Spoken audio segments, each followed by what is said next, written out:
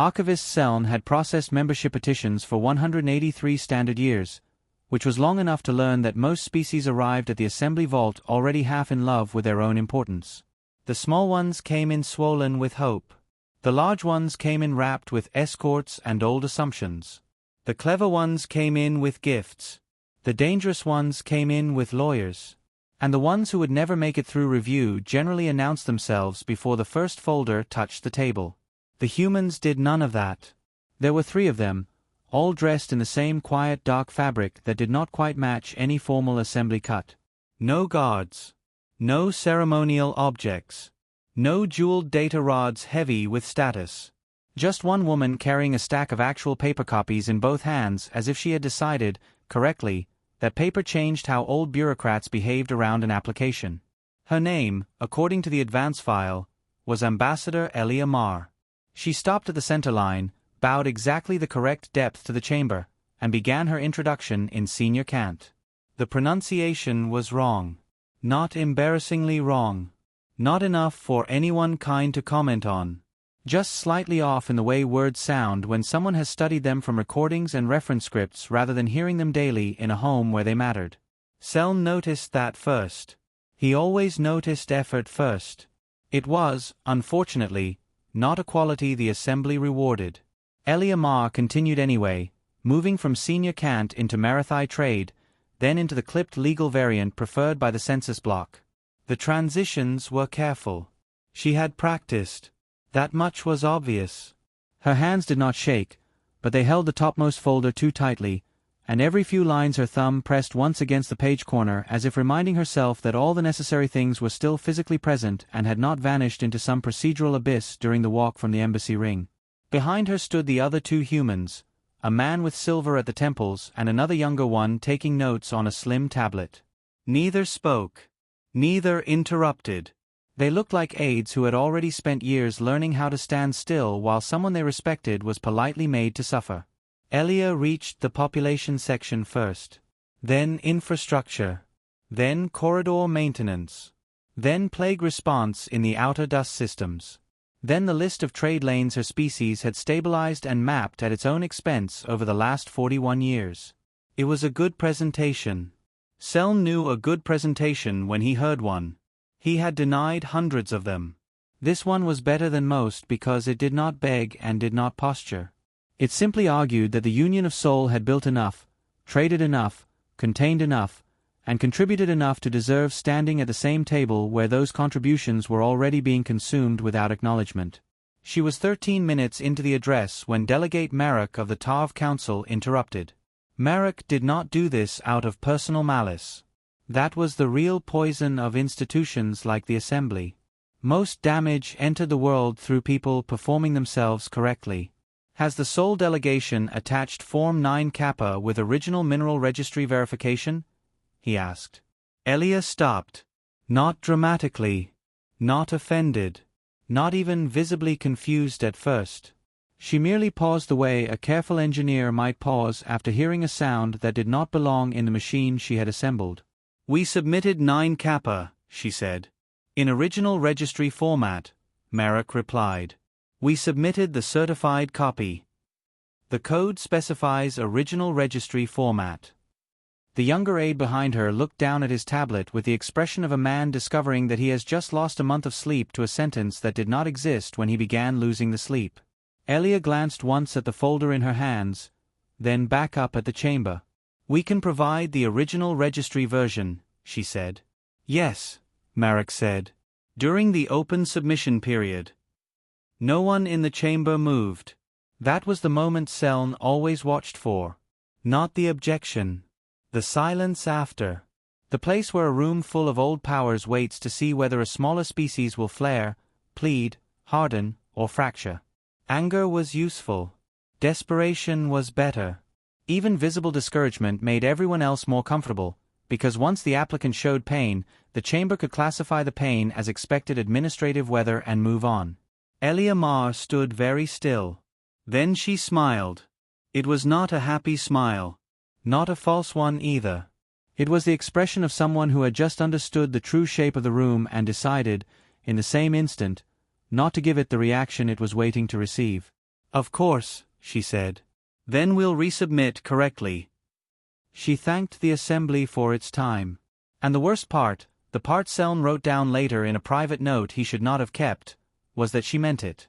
Not because the chamber had deserved the thanks. Because she was still the kind of person who knew how to give it. As the human delegation turned and walked back toward the great doors, Seln opened the review ledger, entered the standard procedural delay notation, and then, after a pause long enough to feel unprofessional, added one private line beneath it. They will come back better prepared. At the time, he believed this was an observation.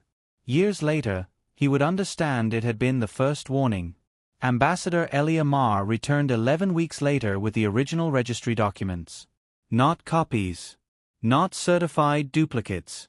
Not a legal argument explaining why the copies should have sufficed. Originals.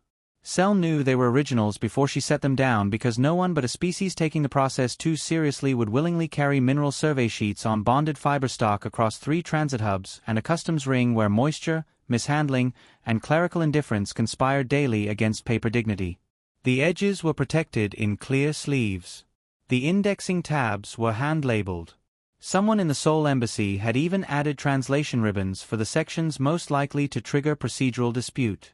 Elia had learned since the first session. Her senior cant was better. Still not native, still carrying the faint tension of memorized breathing points, but better. She had also learned the room. She no longer held the top folder too tightly. She placed it on the petition ledge with both hands, stepped back exactly 1 pace, and waited for the high table to ask its questions rather than trying to preempt them with enthusiasm. The change was subtle. Seln noticed it anyway. People always think institutions teach patience. Mostly they teach choreography. The first review clerk confirmed 9 kappa. The census block confirmed territorial population tables. The trade relay office requested clarification on corridor responsibility zones along the Varen arc, which had not been mentioned in the first session and therefore, by the Assembly's internal logic, now possessed the full emotional force of a revelation. Elia inclined her head. "We have those maps prepared," she said. "Prepared in Assembly corridor notation?" asked Review Officer Thess. "In Seoul Navigation Standard and Marathai Commercial Overlay. Assembly corridor notation is required."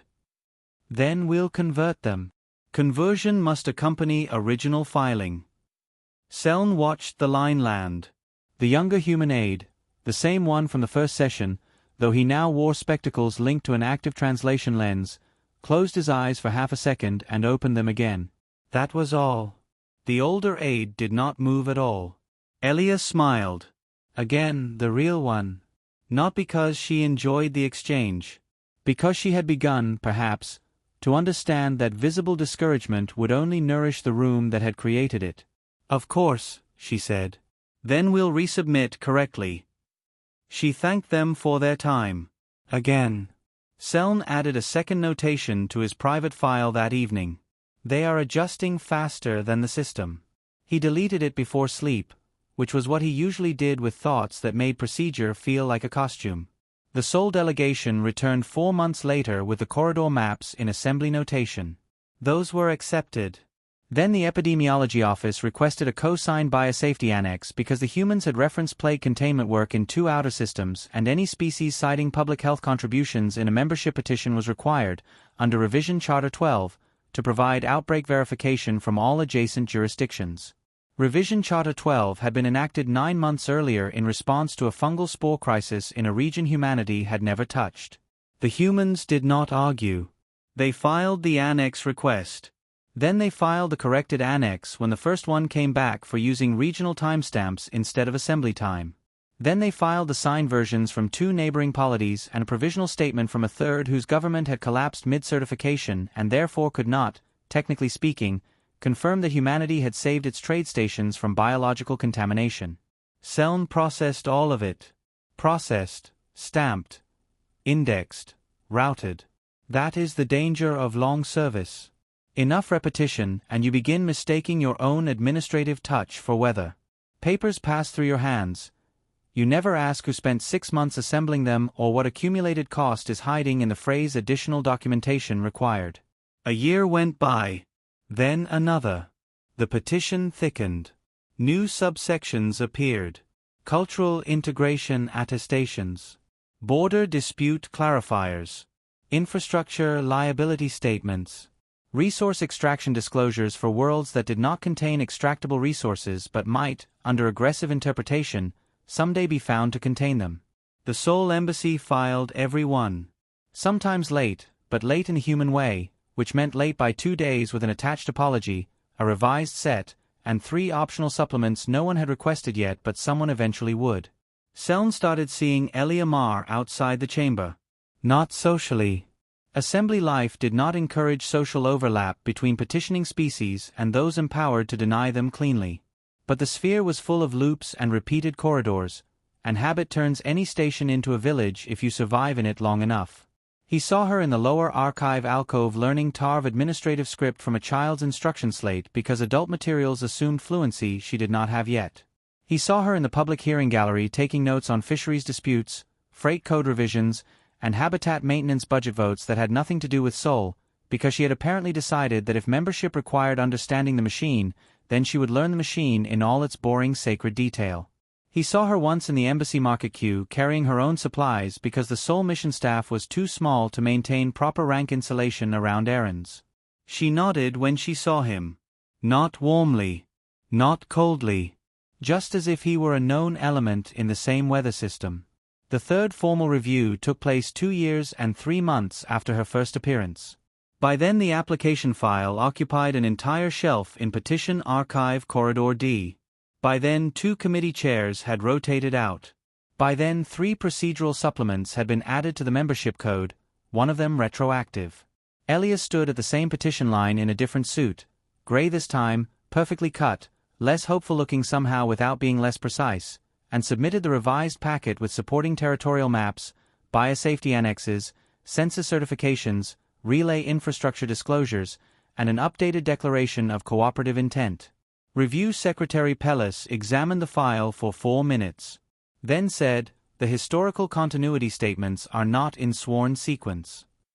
The younger human aide inhaled once through his nose. Elia did not look at him. "What sequence is required?" she asked. Pellis tapped the code display. Application error sequence. That code section was added 7 months ago. Yes. A pause. Then Elia Mar, who had now spent more than 2 years learning how the assembly broke people without ever raising its voice, said with perfect composure, "Understood. Then we'll resubmit correctly." That was when Seln felt it for the first time. Not pity. Not guilt exactly. Something smaller and more dangerous. Recognition. Because the chamber thought it was teaching humanity endurance. What it was actually teaching, piece by piece, season by season, rejection by rejection, was how to build a species that no longer expected fairness from the room and kept showing up anyway. By the 4th year of the Seoul petition, Ambassador Elia Mar had become part of the sphere's background architecture. This was not an official status. The Assembly had no category for persistent moral weather. It had delegates, clerks, review officers, petitioners, senior liaisons, and maintenance personnel. It did not have a box for the species that kept showing up with corrected forms, remembered birthdays for translation clerks, and quietly learned how the ventilation in Committee Hall 3 always ran too cold during budget sessions. But everyone knew she was there. The tea vendor on the lower ring knew she preferred the bitter leaf blend from Orash because it tasted, in her words, like useful disappointment. The night archivists knew she sometimes stayed past 4th bell cross-checking corridor notation changes in old review codes because if she was going to be delayed by procedure, she intended to know procedure better than the people wielding it. The junior delegates knew she attended open sessions about matters that did not concern Seoul at all: shipping arbitration, water rights, census reclassification, disease zoning, habitat standards, and took notes with a concentration of a person studying not the topic itself, but the shape of power passing through it. Seln noticed all of this and tried very hard to regard it as irrelevant. Irrelevance was safer. Then the fever bloom began in the Seth border systems. At first it was only a trade quarantine. Then 3.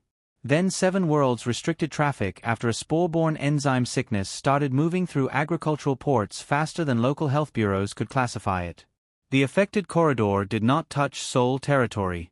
It did, however, cross directly through the commercial lanes of 2 senior assembly species and 1 census protectorate, which meant panic became administrative within 48 hours. The Public Health Committee met in emergency session and, as committees will when frightened, produced a great quantity of talking. Seln was there to record. He watched delegates argue over containment language, shipping liabilities, and whose epidemiologists possess the proper authority to define transmission probability across non-aligned agricultural zones. He watched Review Officer Pellis insist on 3 separate data validation layers before any corridor-wide recommendations could be published. He watched the TARV agricultural block attempt, with some elegance, to convert a biosecurity emergency into an argument about customs exemptions. Then he watched Elia Marr speak from the observer benches. Not dramatically. Not out of turn. She waited until the committee chair opened the floor for non-voting technical submissions, then stood and said the Seoul Medical Service had been monitoring a related protein drift in migrant spore chains for 6 months and had a suppression model ready if the assembly wanted it. The room went quiet in that specific way rooms do when they realize the person they have trained themselves not to consider central may have just become indispensable. Chair Nareth blinked once. The Seoul petition is not under public health review. No, Elia said. But the fever bloom is. There it was again. That human gift for making the room feel both corrected and spared at the same time. She submitted the model. 300 pages. Translated into Assembly Standard, TARV Bio script, and Seth quarantine notation. Cross-indexed. Footnoted. Already formatted to the committee's preferred review sequence. The committee used it. Not publicly, not with gratitude, and not under sole attribution once the official containment guidance circulated 3 days later through emergency channels. But Seln had processed enough draft versions to know exactly which charts, protein chain sequences, and corridor isolation patterns had appeared first in a human submission. The bloom was halted within 2 weeks. Trade resumed in stages. 3 agricultural systems were spared collapse. A census protectorate avoided a migration break that would have destabilized its entire outer ring. No one thanked humanity. Not formally. Seln carried the sealed committee report to Petition Archive Corridor D that evening and found himself standing in front of the Seoul file longer than necessary. It had grown again. Not because of the fever work, there was no official procedural path by which saving a corridor made one more eligible for membership. Growth of that kind only counted when attached to the correct forms. He opened his private note ledger instead. A foolish habit. A disloyal one, perhaps, if viewed from the right angle. Then he wrote, "They stabilize systems they are not permitted to influence." He stared at the line. Then added, after a pause, "If they stopped helping, I do not know whether the assembly would notice in time to name the loss correctly." That night, against judgment and custom both, he went to the Seoul embassy on the lower ring. It was smaller than it should have been. 1 reception desk, 2 office doors, a meeting room with mismatched chairs, and, because humans apparently regarded domesticity as a diplomatic right, a narrow kitchen alcove at the back where something dark and overboiled was making the air smell like charred bark. Elia Marr was at the table sorting committee copies into neat stacks. "You brought the fever guidance," she said without looking up. "I processed the archive copy. And came here with it anyway." "Yes." She set down the pages and looked at him. For a moment he had the absurd urge to apologize for the assembly entire. Instead he said, "The committee used your model." "I know. They did not credit Seoul." "I know." He hesitated. Then, because he had carried the question all the way from the archive corridor and found it had not grown lighter in transit, he said, "Why help at all?" Elia Marr considered him over the rim of the dark drink in her hand. "Because people were getting sick," she said. "That corridor isn't yours." "No," she agreed. "The people still are." Seln stood there longer than protocol liked, feeling something inside his long-trained administrative mind shift half a degree and refused to shift back. Because that was the problem with the humans, he was beginning to understand. The assembly kept treating them like petitioners. And they kept behaving like they already belonged to a larger idea of responsibility than the assembly itself had managed to build. Selm discovered the ledger by accident. That is not entirely true. Nothing in an institution is ever discovered by accident once enough years have passed. Things are found because someone leaves them where they will eventually be noticed by the right kind of tired person. But accident is a kinder word than invitation, and kindness still mattered to him then. It happened in the 9th year of the Sol petition, during the revision cycle following the territorial continuity dispute. The Assembly had added a new requirement, quietly, retroactively, and with the full serene confidence of a body that had long ago mistaken its own procedural appetite for objective necessity. Sol now needed historical habitation proofs for 8 outer settlements, 2 of which had never previously been questioned because no one in the chamber had cared enough about the settlements to ask whether they existed in the correct way. Elia Mar submitted the first 6 proofs within 30 days. The last 2 took longer, not because the evidence was weak, but because one archive moon had gone into rotation lock after a coolant failure and the second settlement's colonial records had been filed 70 years earlier under a survey codex format that no longer aligned cleanly with current assembly indexing. Selm knew all this because the petition had passed across his desk in layers. Request. Delay notice. Supplement. Supporting clarification. One apologetic cover letter written in precise standard that somehow made a 7-month administrative struggle sound like a brief inconvenience in an otherwise productive week. He had the last bundle in his hands when the courier error occurred. One of the lower ring runners, still new enough to believe labels were a complete substitute for understanding, delivered 2 files together. The Sol petition supplements for Corridor D and a sealed packet marked for return to the human embassy. Selm noticed the mistake only after he broke the wrong seal. The packet inside was not classified. It was, in some ways, more dangerous than classified things ever are. It was a plain working binder, thick but not ostentatious, with tab dividers and pages printed on ordinary fiber stock. No diplomatic crest. No formal title. No threat language. No petitions. No arguments. Just a cover sheet. At the top, in small, clean script, were the words, record of deferrals, additions, extraordinary compliance, and uncredited contributions Sol petition and related matters. He sat very still. Then he turned the page. The entries were arranged by date. That was the first thing that unsettled him. Not emotion. Not summary. Not commentary. Date. Committee. Action. Required supplement. Time lost. Material cost. Observed inconsistency. Outcome. The first interruption over original registry format was there. The retroactive corridor notation demand was there. The biosafety annex revisions. The census certificate reformatting. The territorial continuity delay. The years of study. The quiet adoption of Sol fever bloom research without attribution. The relay stabilization proposals left under review while the routes themselves kept carrying assembly commerce anyway. Every line was dry. Every description exact. No accusation marks. No rhetorical flourishes.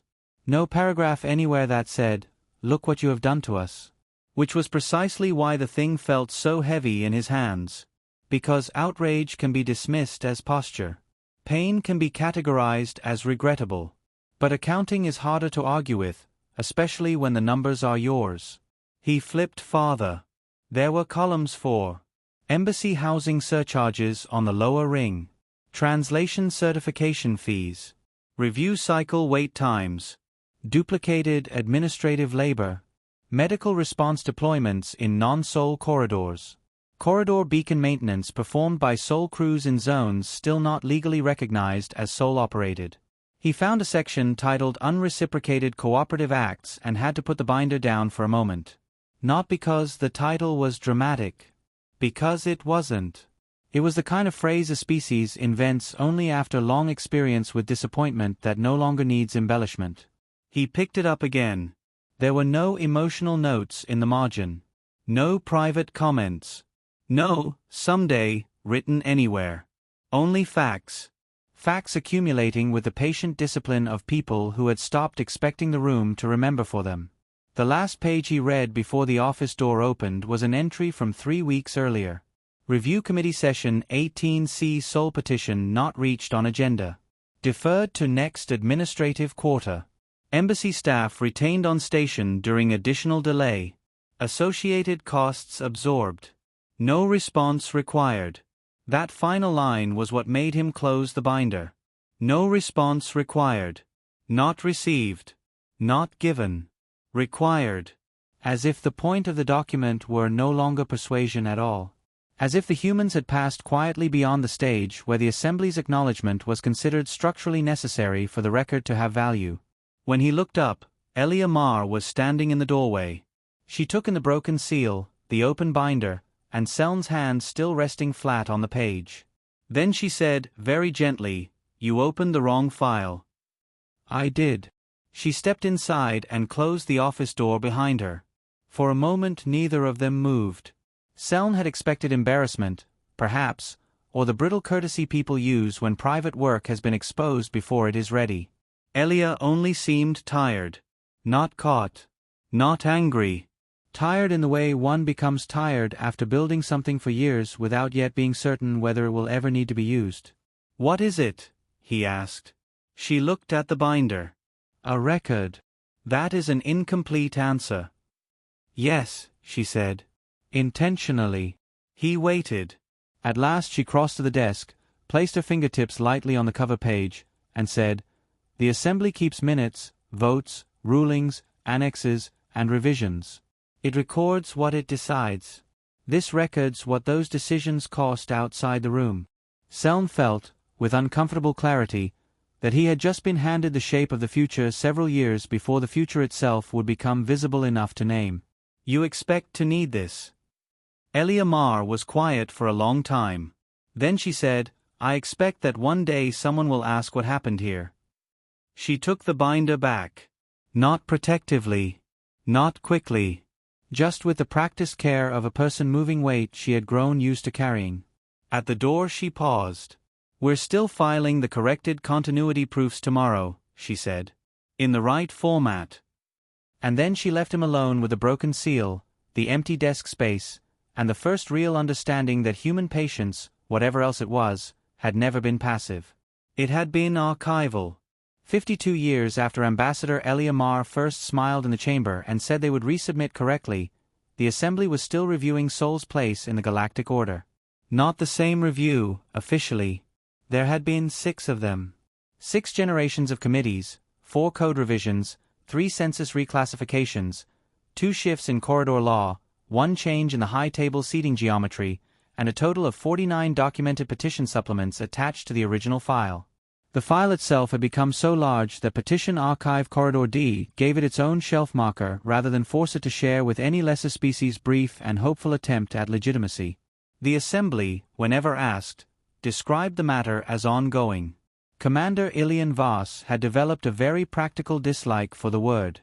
He stood on the bridge of the Sol patrol vessel Asta Vale looking out across the Marin corridor and thinking, not for the first time, that there was something obscene about paying transit compliance fees in a route your species had mapped, beaconed, stabilized, and repaired often enough that half the station names along it were still human jokes translated badly into Assembly standard. The fee inspectors arrived at 3:14 station time. Not warships.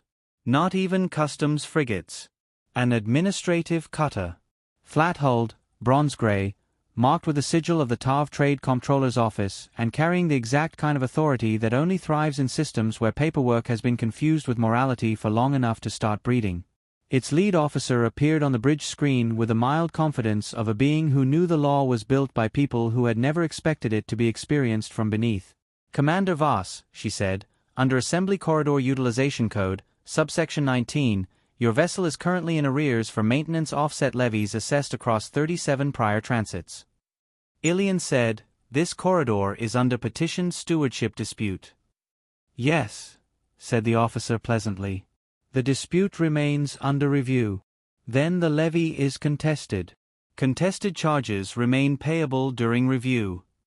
Behind him, Lieutenant Mara Fawn made the tiny sound she made whenever someone else's sentence had become too familiar to respect. Ilian kept his face still. That was another human skill the Assembly had taught very thoroughly over the decades, How to receive insult in its preferred clerical packaging without granting it visible heat. We are not authorized to remit charges while the challenge is unresolved, he said. Then, said the officer, you will be recorded in non-compliance and subject to enforcement audit. The boarding team arrived 90 minutes later. 7 auditors, 3 compliance techs, 1 legal monitor. They had full authority under Assembly Maritime Code to board vessels operating in contested trade infrastructure where fee disputes remained active.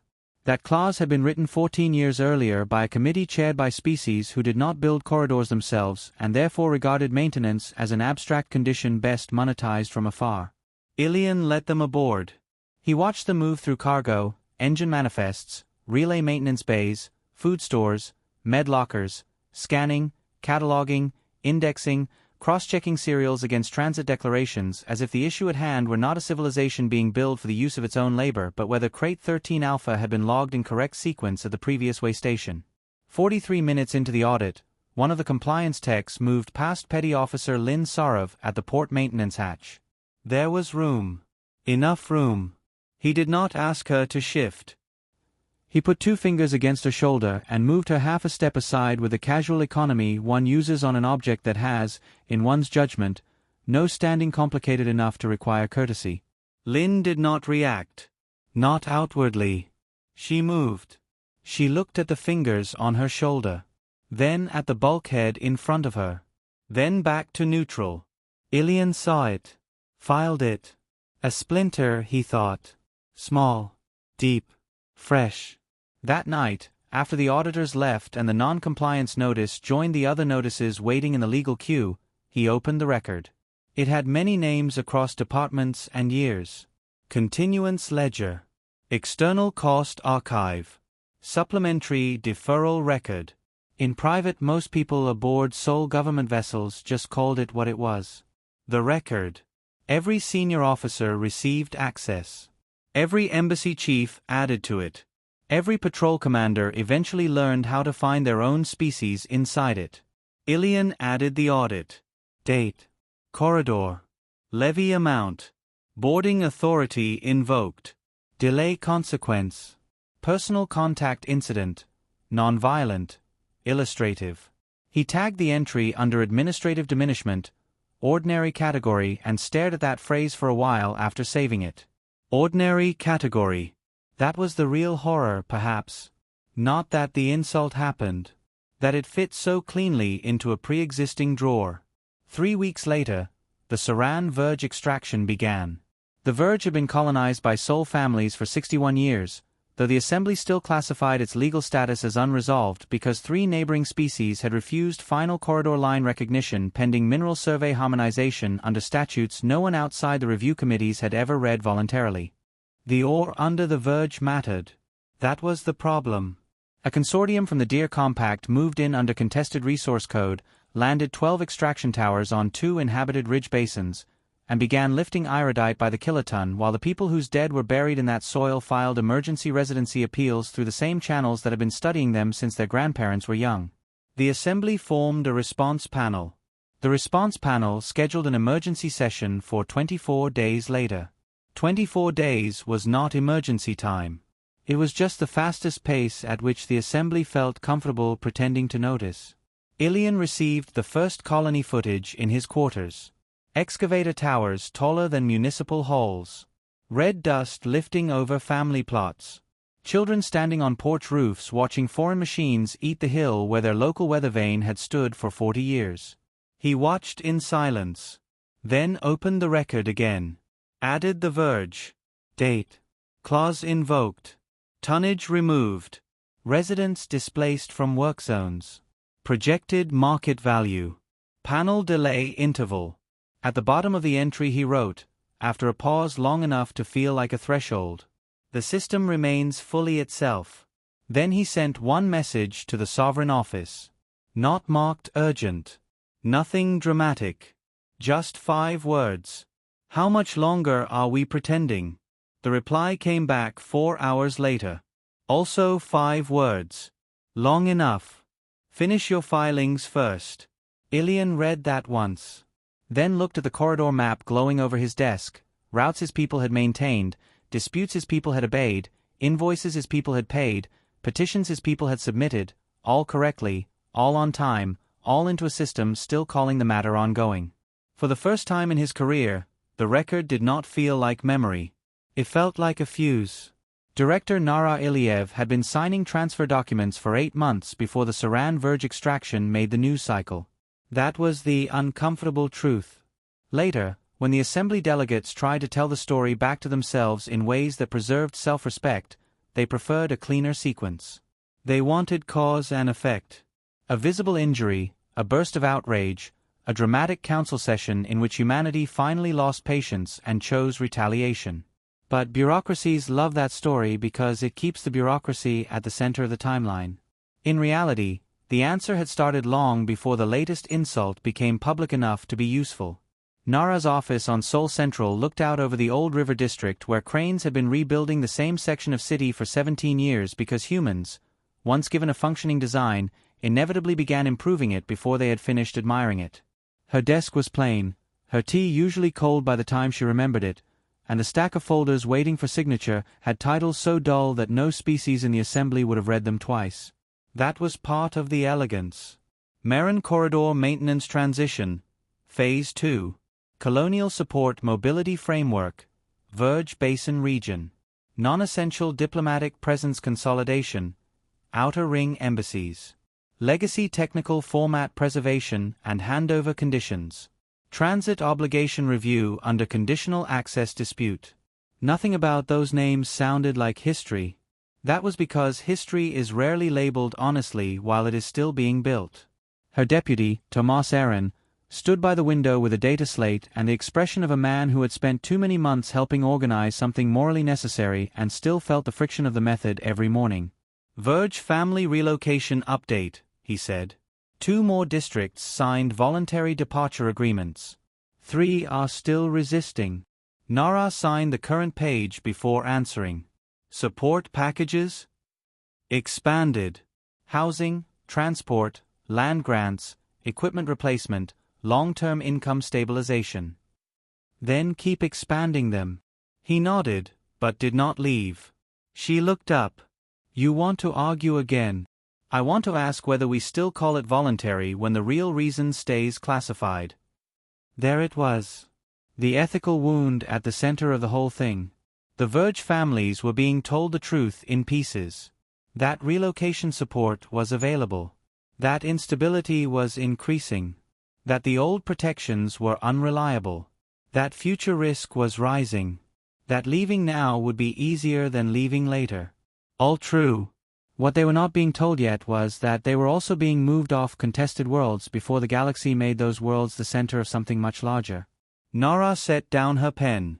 If we tell them the strategic framework now, she said, it leaks in 12 hours and turns into speculation, panic, market movement, and emergency interference from the assembly before the legal groundwork is complete.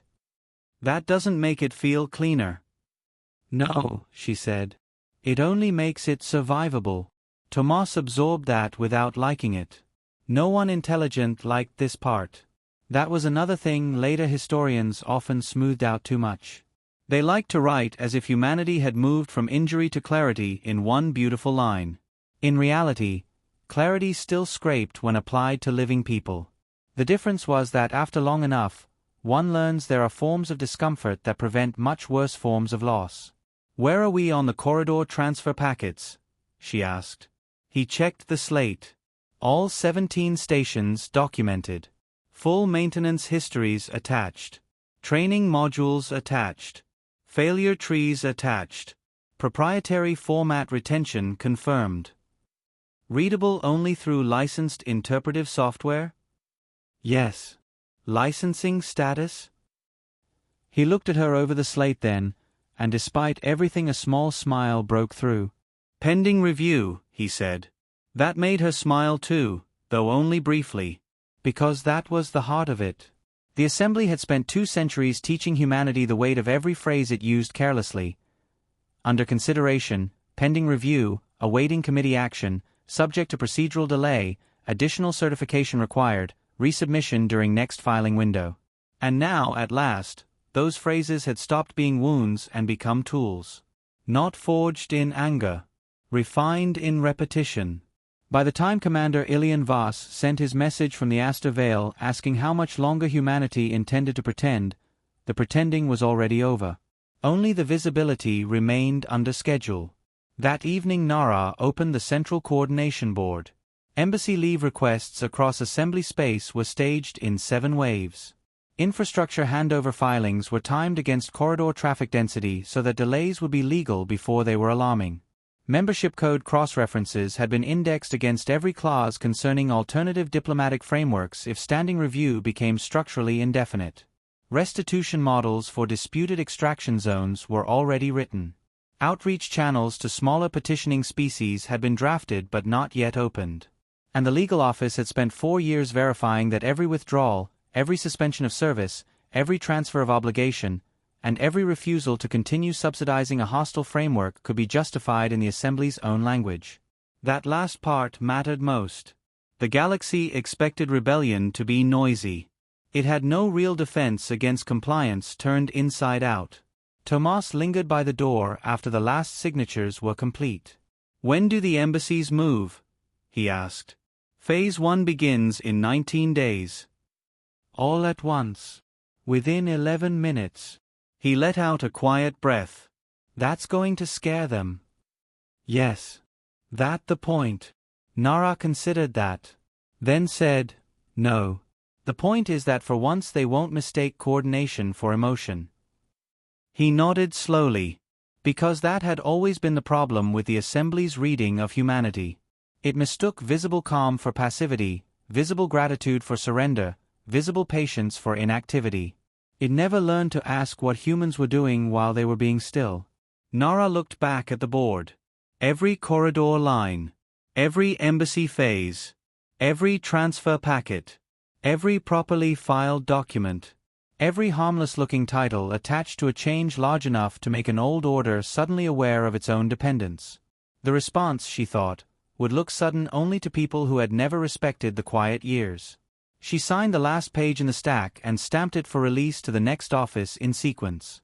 Then she said, almost to herself, "Make sure every filing copy is perfect." Tomas paused. "They already are." "Yes," Nara said. "But check again." Because rage could be dismissed. Threat could be contained. Even force, if it arrived first, could be narrated back into barbarism by old powers with elegant records. But a perfectly filed correction, built over years, timed to the minute, and supported by the very rules that once justified exclusion, that was much harder to survive with dignity. The first visible sign was not anger. It was scheduling. At 9:12 Assembly Standard, on an ordinary third-cycle morning with no crisis declarations active and no major trade alerts yet posted, the Administrative Corps processed 219 diplomatic leave requests from Sol personnel across Assembly space. Not over a day. Not in waves big enough to look like burnout. Not with any emotional language in the notes field. Within 7 minutes. The system approved most of them automatically. That was what automation was for. Efficiency, neutrality, and the illusion that patterns too large to be personal are therefore too small to be meaningful.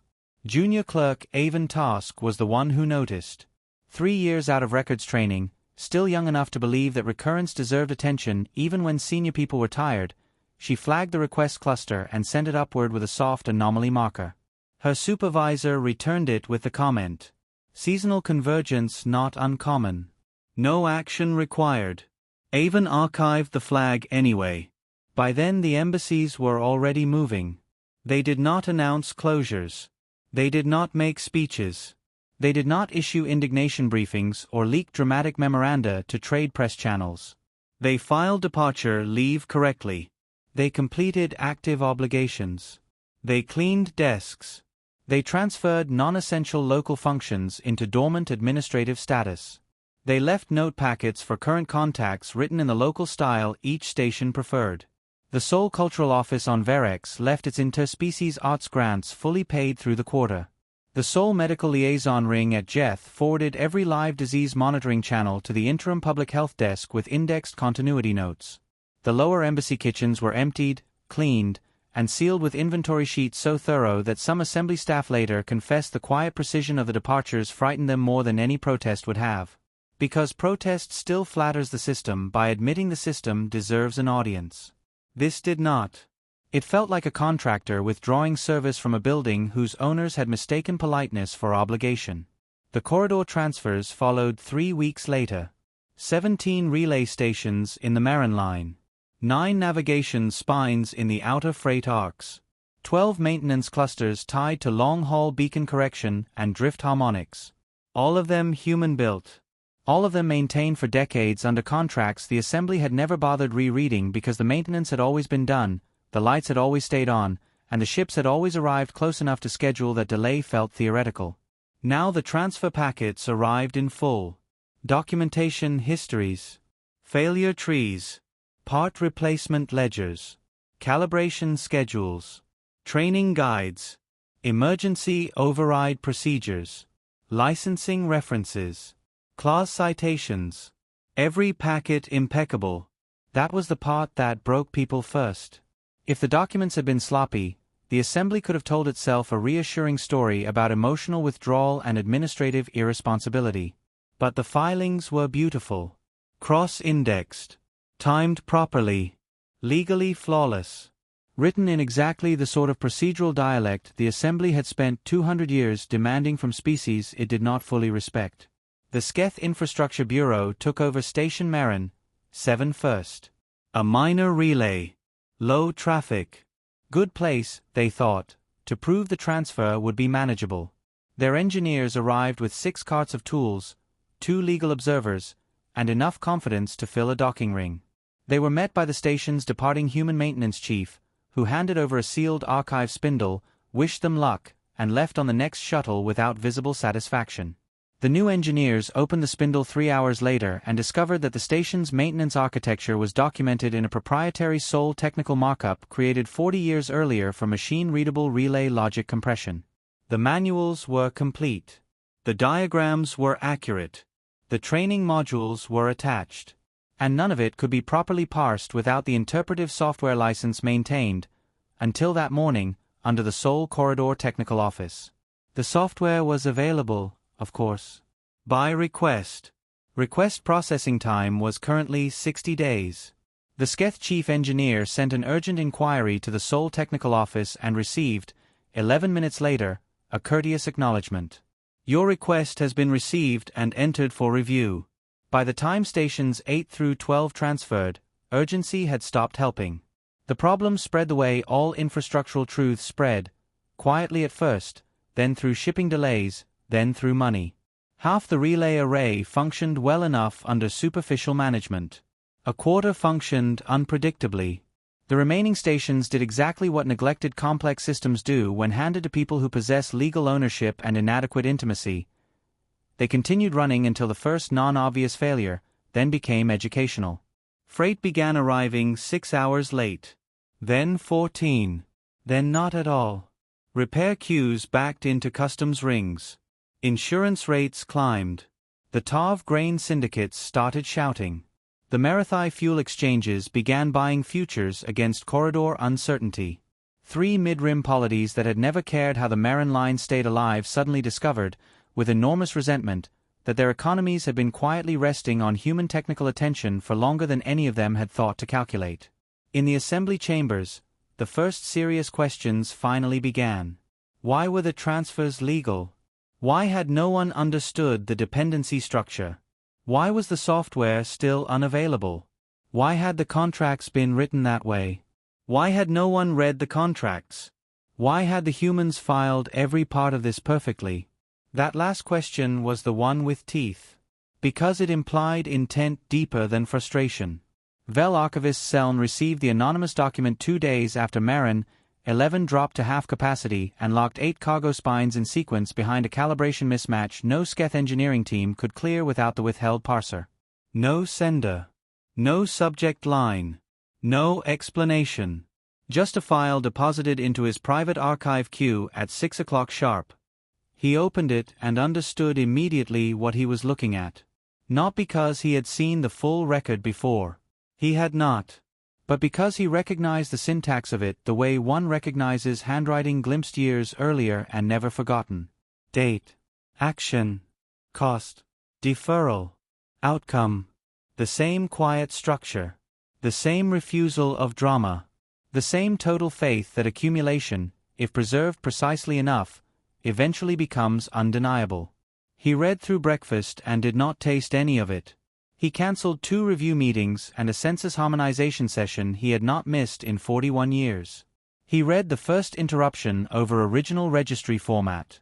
He read the fever bloom notes. He read the corridor fee entries, the embassy surcharges, the colony extraction figures, the vote tallies, the abstentions, the years. Then he reached the later sections. Infrastructure contingency planning. Conditional maintenance clauses. Alternative framework provisions. Transfer readiness timelines. Embassy contraction phases. Colony relocation preparation. A sentence from Director Nara Iliev, entered 6 months earlier. The framework is complete. Visibility pending. Seln sat with that sentence for a long time. Because he knew, all at once, what had happened. The assembly had imagined itself enduring human patience. In reality, human patience had been using the assembly's time to finish building a world in which assembly permission no longer mattered. He sent one urgent message to the Keth Civil Council. Marked it immediate.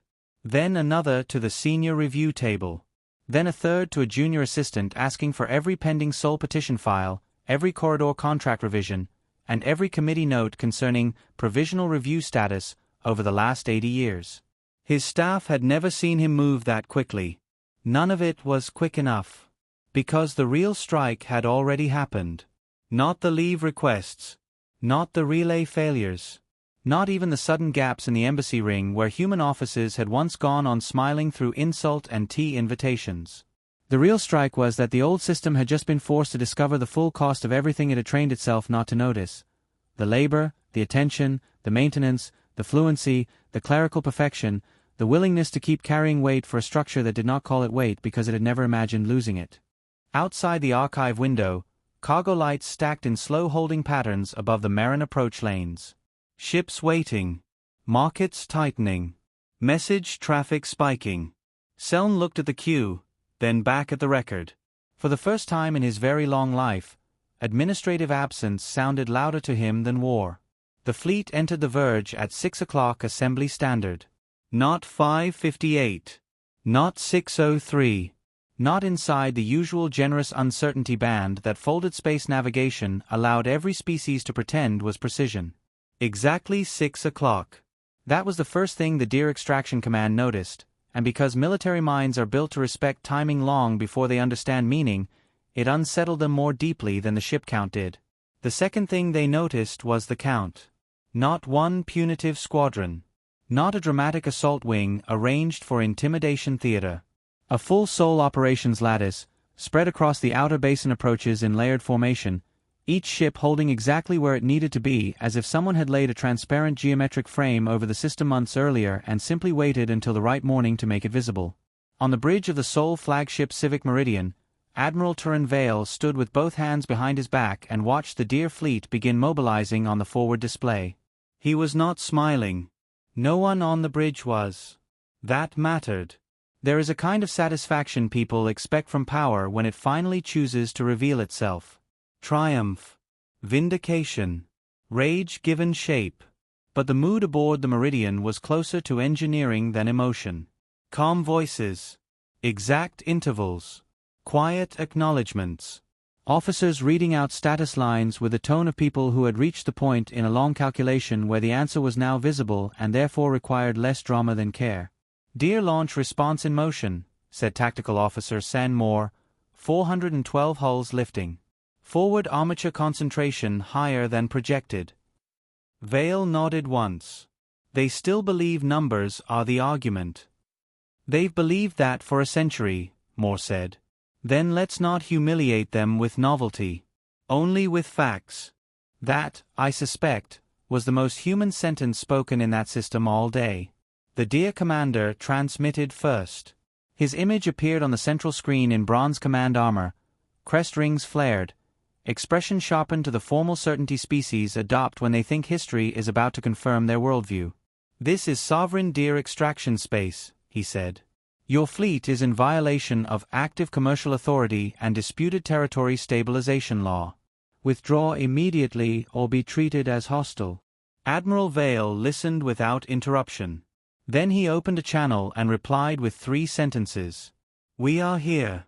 We are aware of your fleet size. We recommend that you observe very carefully what happens next before deciding whether escalation still interests you." On the deer side, that produced exactly the reaction Sol had modeled for years. Not reflection. Not curiosity. Offense. The command signal went out. The deer forward wedge advanced. Weapon systems came online across 300 ships in a clean old Empire sweep that had broken smaller opponents for generations simply by arriving too large for argument. The Sol fleet did not move. It did not fire missiles. It did not light beam arrays. It did not answer force with the kind of force the deer knew how to narrate back to themselves afterward. Instead, a soft ripple passed outward through the Sol forward line, barely visible even on enhanced tactical overlay. For 1/2 breath it looked like nothing more than a distortion in space around the lead ships. Then the first 300 deer vessels stopped. Not exploded. Not torn open. Not burning. Stopped. Drive systems offline. Weapons rails cold. Targeting dark. Primary tactical logic asleep. Life support remained active. Internal gravity remained active. Core heat stayed stable. No hulls breached. No crews dead. 300 ships, intact and powerless, hanging in the verge like punctuation marked someone much more patient had been riding toward for a very long time. Silence took the deer command net for 4 full seconds. On the meridian, no one celebrated. Admiral Vale watched the sensor bloom settle and said, "Log the pulse as limited application." Someone at operations actually coughed to hide what might have been a laugh. "Limited," Moore repeated. "Yes," Vale said. "We are not here to impress anyone. We are here to end a misunderstanding." That was the true violence of the moment. Not the disabling pulse itself, though the galaxy would spend the next 40 years studying that. The violence was that the display arrived so late in the story. By the time Sol showed this level of hard power, every watching species already knew about the forms, the denials, the corridor levies, the embassy departures, the infrastructure transfers, the stalled trade lanes, the reviewed petitions, the fees, the record. The fleet scene did not create a new identity for humanity. It confirmed, in one precise stroke, that the species which had been filing patiently for 2 centuries had also been building in silence for just as long. The dear commander reappeared. He looked older. Not broken. Not afraid, exactly. Just suddenly and unwillingly in contact with a reality his people had not budgeted for. "What is this weapon?" he asked. Admiral Vale could have refused the question. Could have let the silence do the work. Instead he answered in the way humanity seemed always to answer when clarity mattered more than theater. "A project your science ministries dismissed 41 years ago as impractical corridor field theory," he said. "We kept funding it." Another silence. Then Vale continued before the deer could recover enough pride to choose the wrong next sentence. "We can do the same thing to the rest of your fleet," he said. "We are choosing not to. You will cease extraction in the verge. You will withdraw industrial assets from all inhabited basins. You will compensate the displaced residents in full, with assessed value calculated from current market reality rather than committee fiction. You have 90 days. "By what authority?" the dear commander asked. Vale's expression did not change. "Our own," he said. It was the most frightening answer available because it contained no performance at all. Just recognition. The Assembly's review had never produced standing. Its committees had never produced justice. Its delays had never produced safety. So Sol had come to the verge carrying the only authority old systems ever truly believe in once they have spent too long making law serve appetite. Capability, documentation, timing, and the visible choice not to destroy when destruction would have been easy. The dear commander looked past the screen then, at his disabled ships floating intact behind the first line, and one could almost see the calculation changing shape inside him. This was not conquest, he understood. Not if Sol had wanted conquest.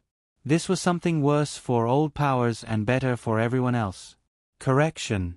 He swallowed once and said, 90 days. Vale inclined his head. Then, without flourish, he restored power to the 300 disabled ships. Not all systems. Not weapons. But drives, life support, navigation, communications. Enough to let the deer feel the exact weight of the mercy they had just been given. That was the true end of the old argument. Not because a fleet had appeared. Because the fleet had appeared only after 2 centuries of asking politely, and even now, at full visible superiority, still chose precision over humiliation. On the bridge of the Meridian, the officers returned to work almost immediately. Log it as routine enforcement, Vale said. And from deep in the Verge, where mining towers still stood over human graves and red soil and half-packed colony roads, the sentence traveled out through every sensor net, every trade channel, every listening government, and landed exactly where it was meant to land. The patient species had not run out of power. It had run out of reasons to hide it. The Assembly expected negotiation. That was its oldest reflex. When the corridor delays began hurting major markets, when the deer withdrew from the Verge under terms they did not call surrender because the word would have required too much honesty, when 3 smaller rim governments requested emergency clarification on who now held actual enforcement legitimacy in the sectors the Assembly had spent a century reviewing instead of governing, the senior delegates reached automatically for the same tool they had always reached for. A committee. Then a subcommittee when the first one deadlocked over seating precedents.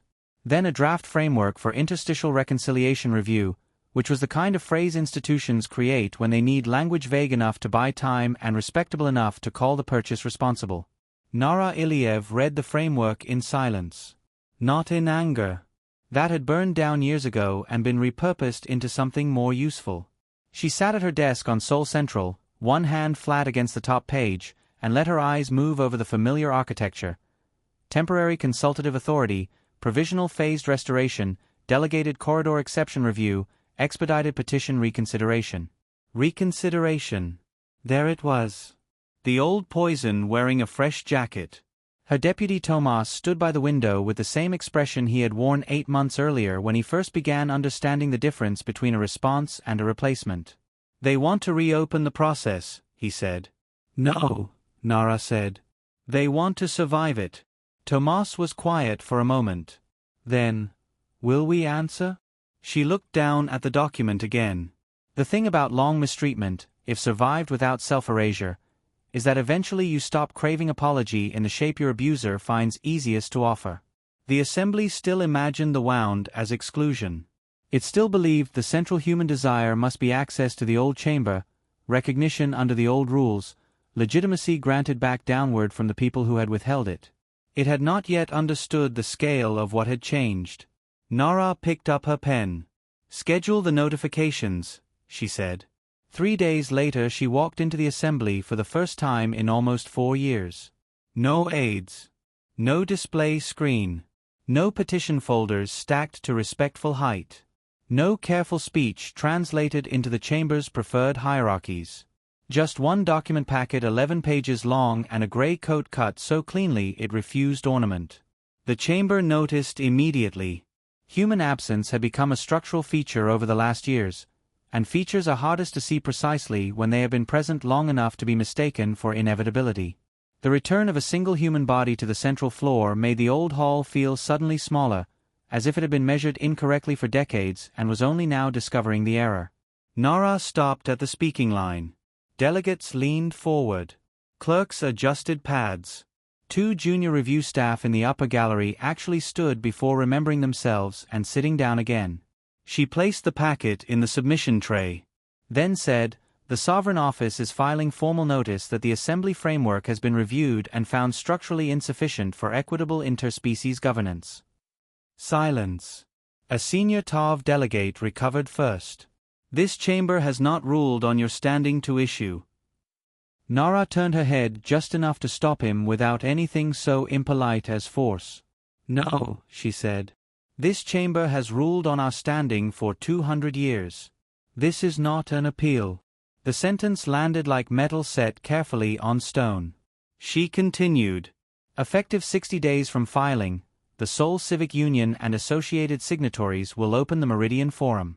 Recognition, transit coordination, infrastructure arbitration, membership review, and contested colony protection agreements will be administered there under the attached charter. Attached charter. Not a threat. Not an ultimatum.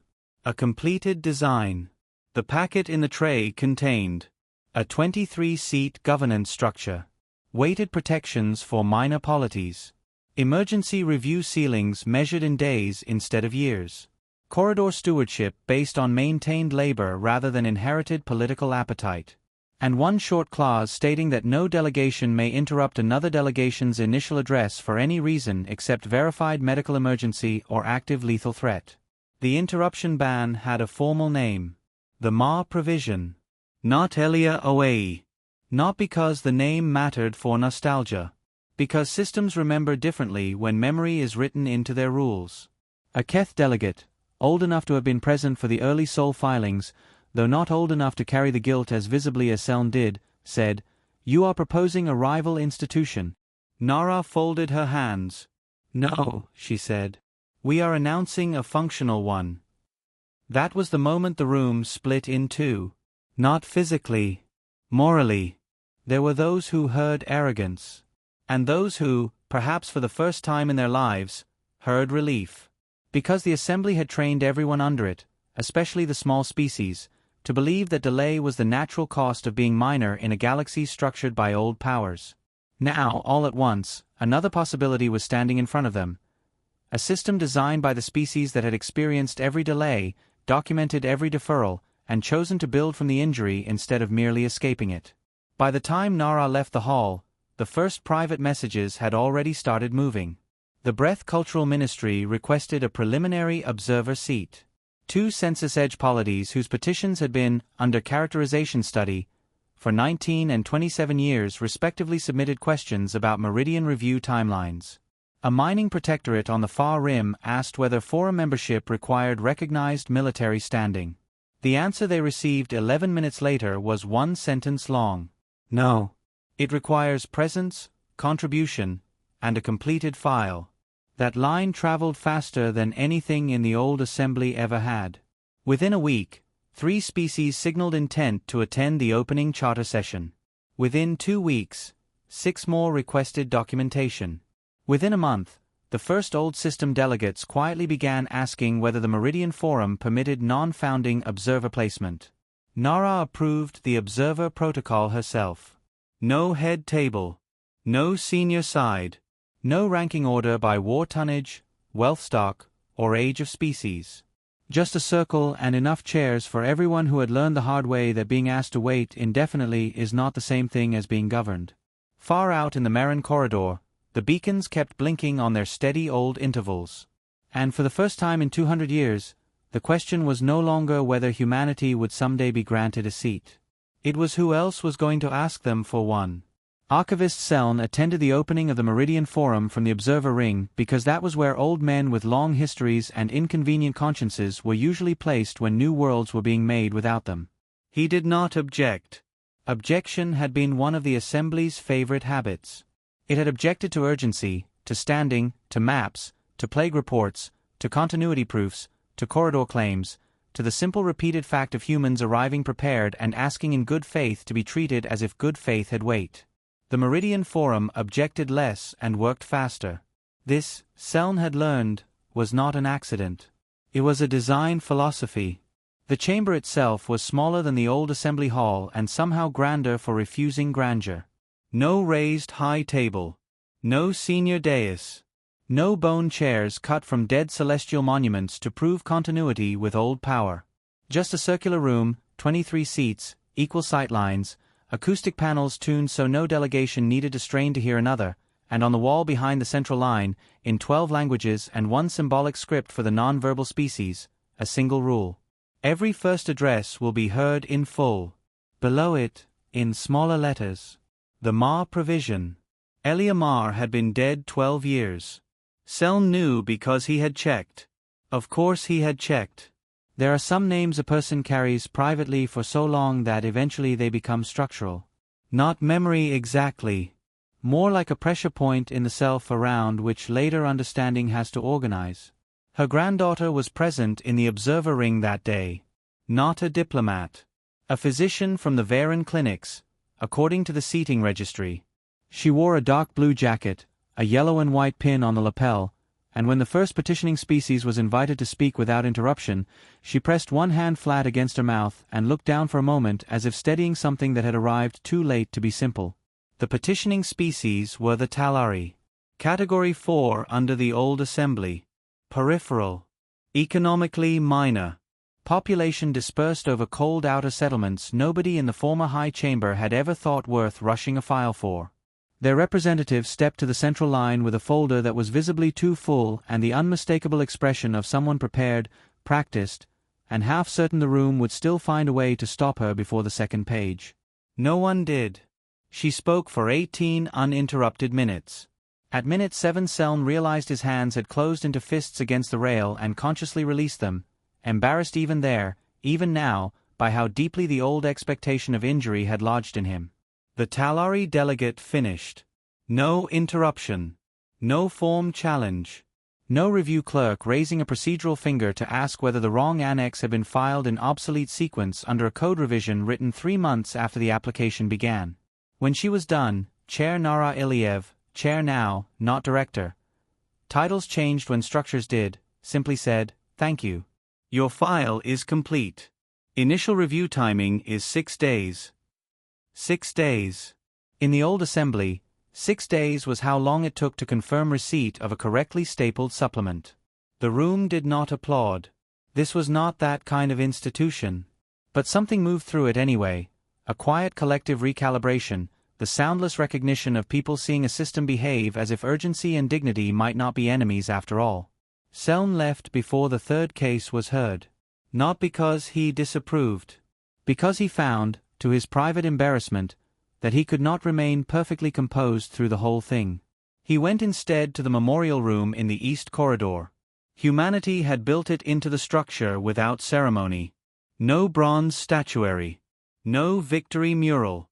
No engraved list of enemies corrected by history.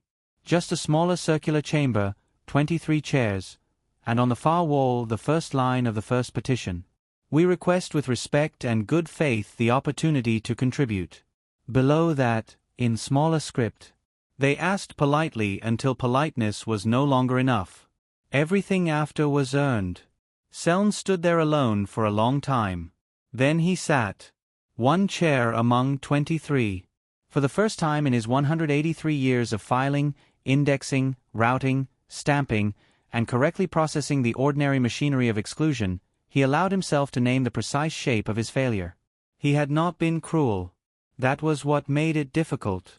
Cruel men are easy to condemn because they leave obvious heat in the record. Seln had been something much more survivable and much more dangerous.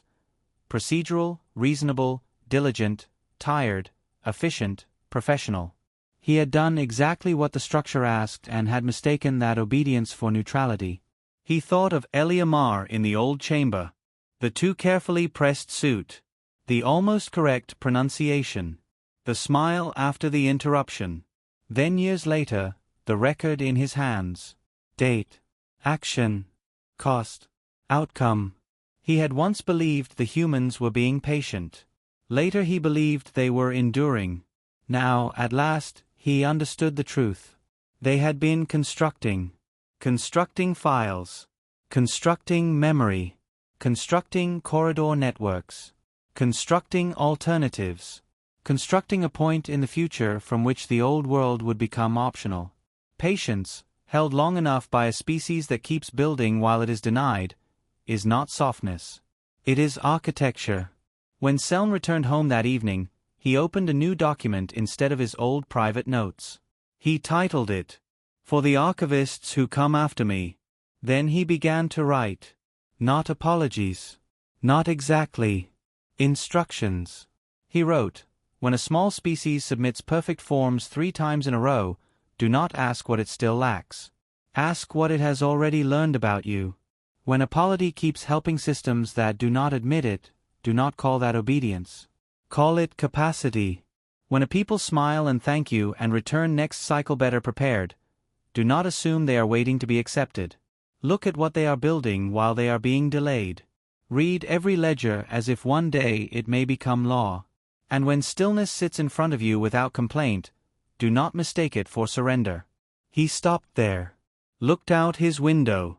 Beyond the station glass, ships moved in disciplined arcs around the forum's outer ring, coming and going in the ordinary rhythm of a galaxy trying, finally, to become slightly less stupid than it had been. There was still work to do. There would always be work to do. But this much, at least, had changed. The next species to walk in with the correct forms and the wrong kind of hope would not have to build a 200-year answer just to be heard.